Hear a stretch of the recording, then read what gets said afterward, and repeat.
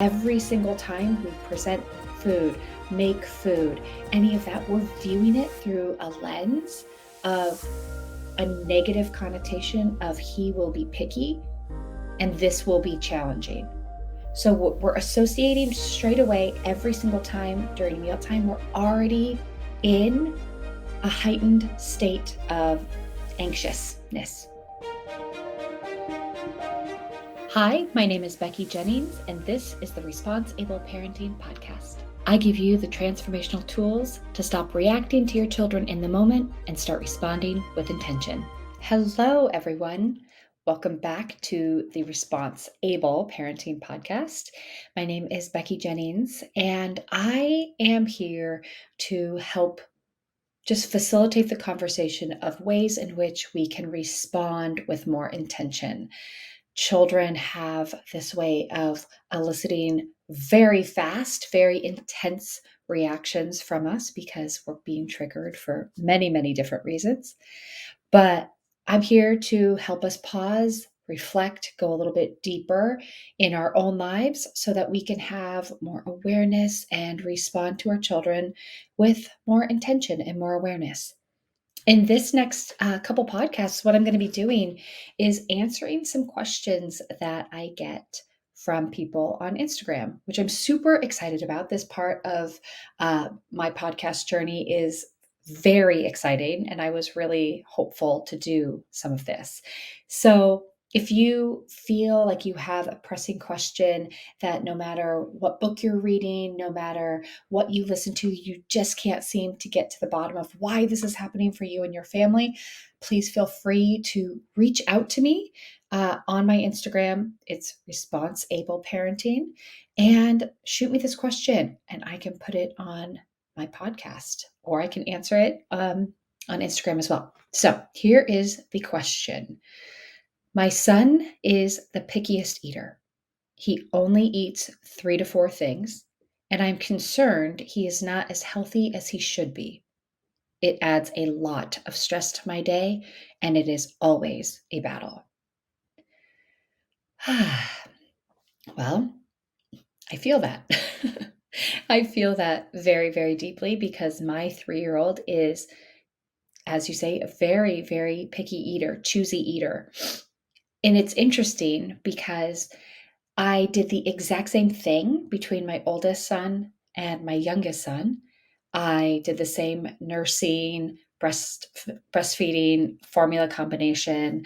I did the same purees. I did the same puree combos. I did the same time to introduce solids. I mean, it was literally identical, and they could not be more different in their choice of food.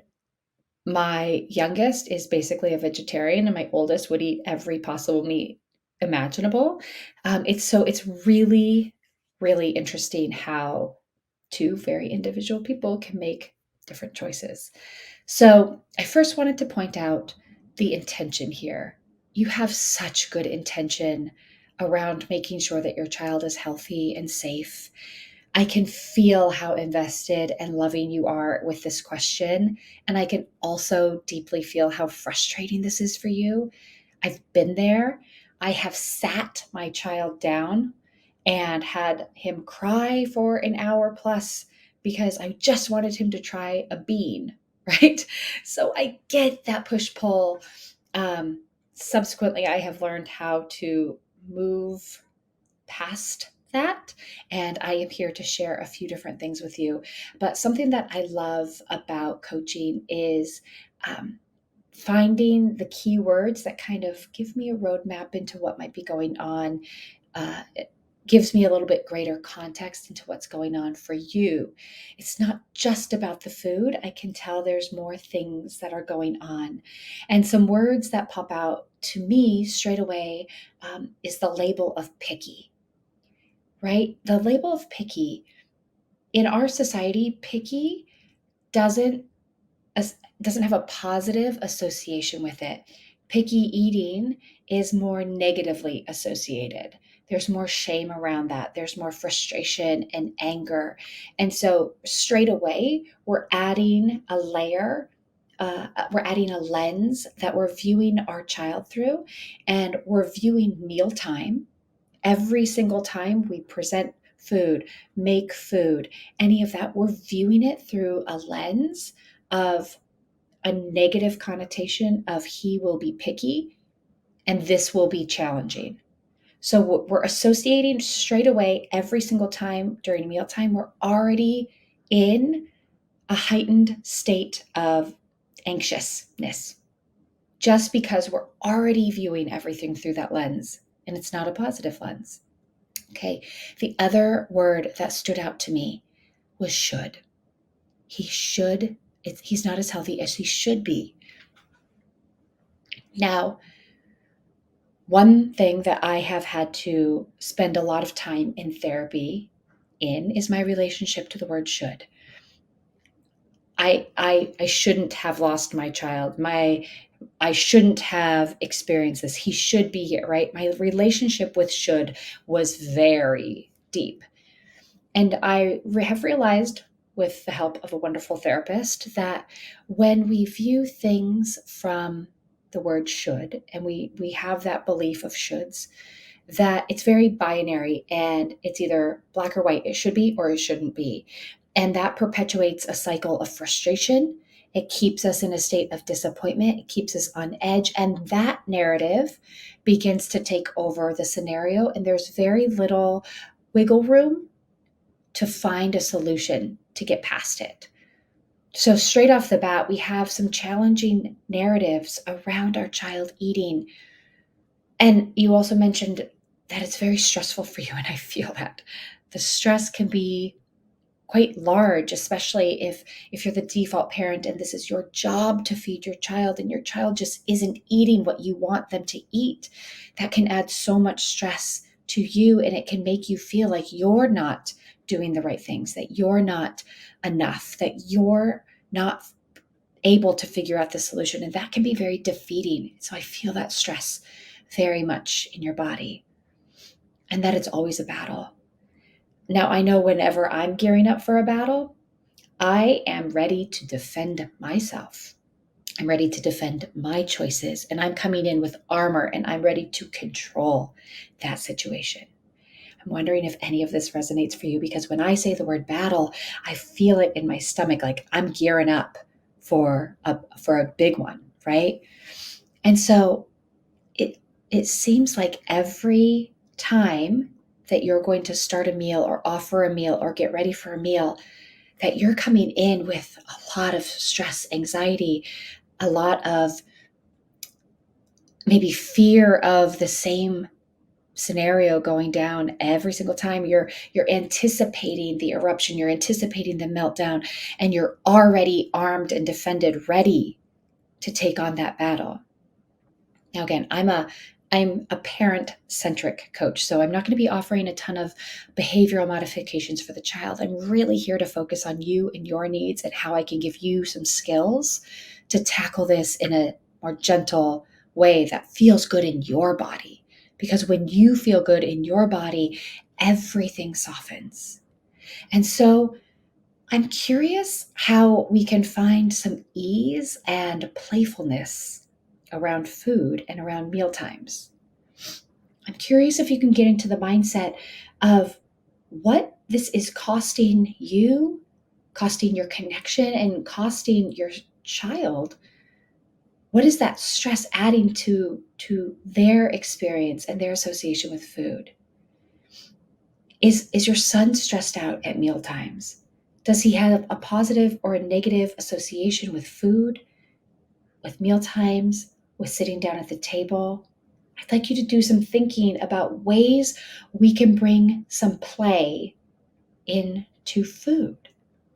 Now, I came up for me, I always need something to kind of shake me out of a pattern, whether that's a code word or a visual or an acronym or something that constantly reminds me of how to shift gears.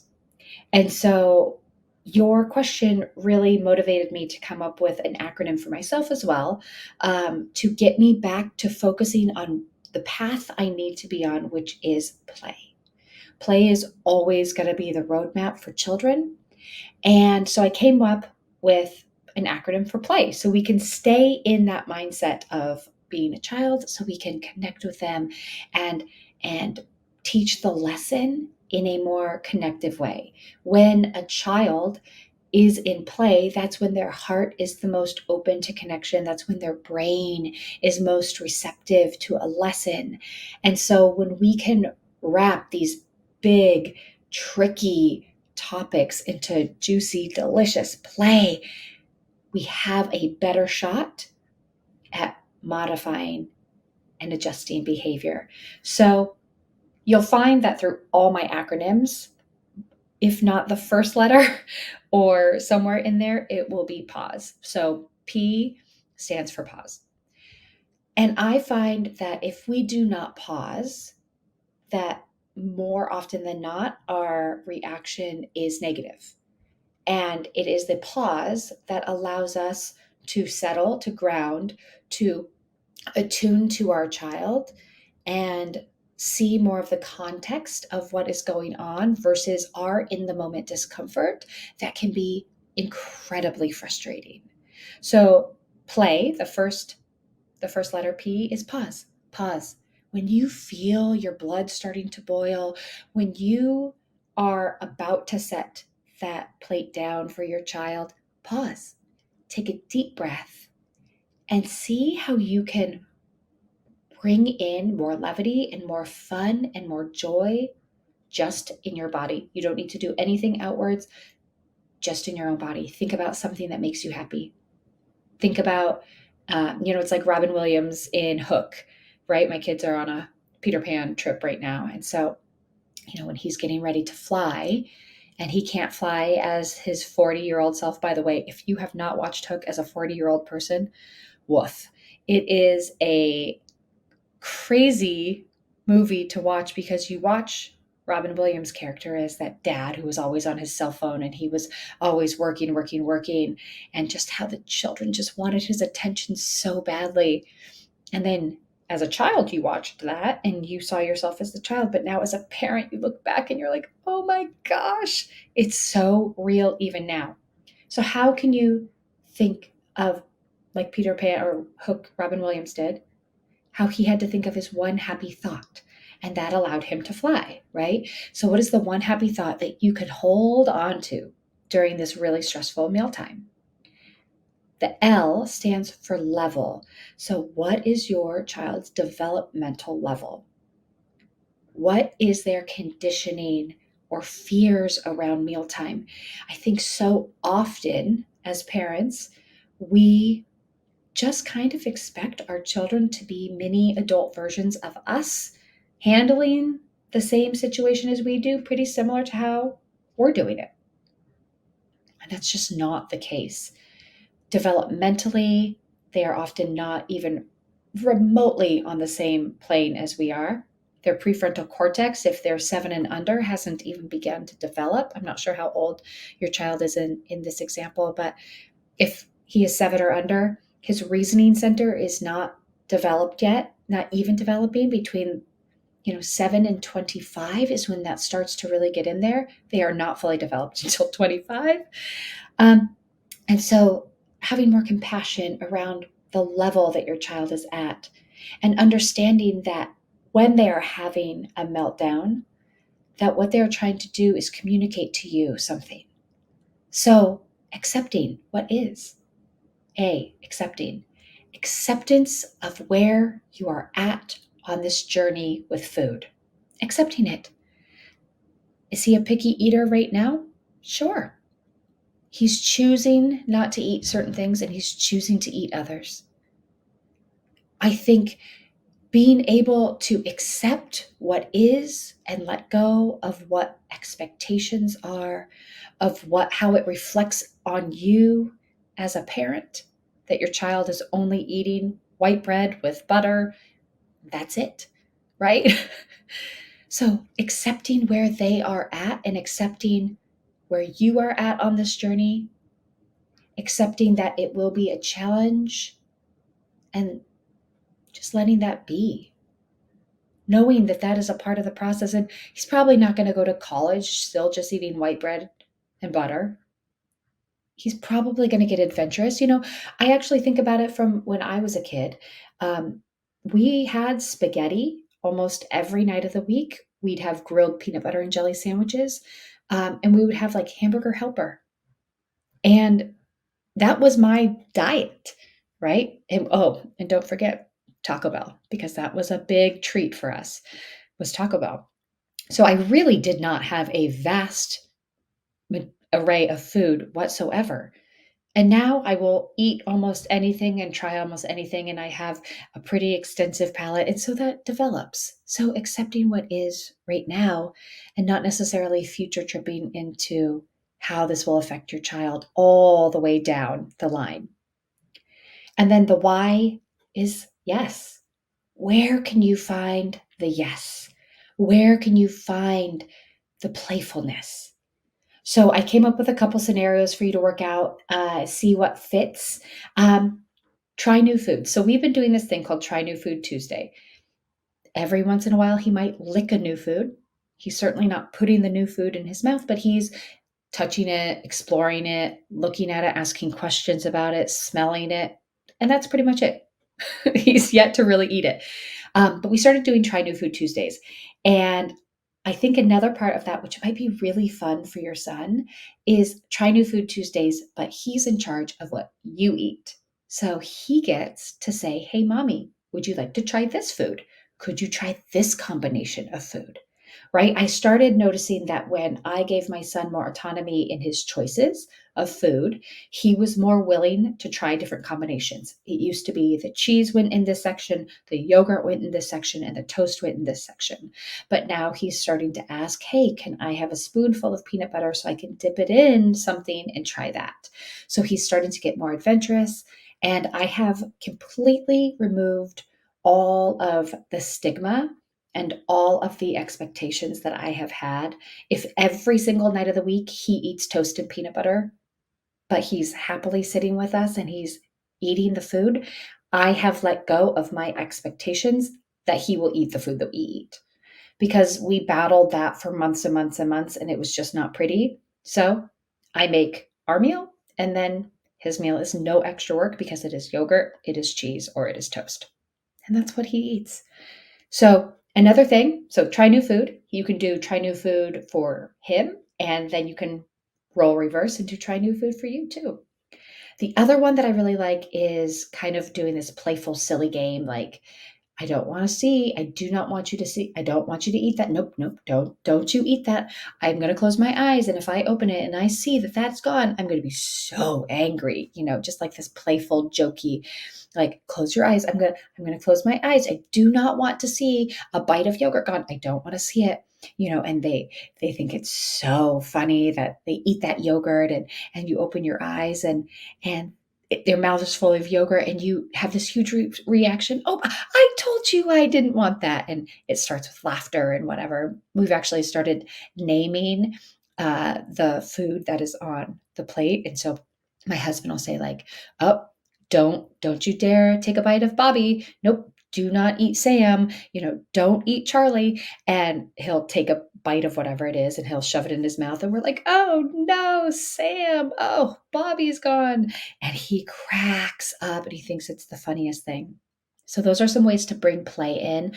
Another way is to shift up the environment, right? If the table itself has a negative association, throw on some music, have a picnic in the middle of the floor, have a picnic on the countertop, go sit outside, eat on the couch. Make it a movie night where you eat dinner watching a movie. Shift it up entirely so there's a totally different association around mealtime.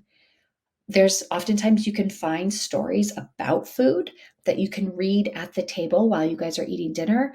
And then just playing fun scenarios, right? So if you're playing with dolls or trucks or you're drawing pictures, draw a playful scenario about people enjoying food, trying new food, and letting him see that there is so much more to food than just this really stressful push pull power dynamic that is happening at your house. So I hope that has served you and has helped. If you have any further questions, if you are wanting to connect with me, please email me, reach out, head to my website, or head to my Instagram and chat with me there. Thank you for this wonderful question. I know that this is so near and dear to my household, and I know many other parents will find your question very helpful. So thank you so much, and I will see you next time. Thank you for listening to the Response Able Parenting Podcast. If you like what you heard, please take a moment to rate, review, and subscribe. If you know someone who would benefit from this podcast, I'd be honored if you'd share the episode with them. Until next time, know that you are enough. You are capable. You've made it through all of your hardest days, and we will keep growing on this parenting journey together.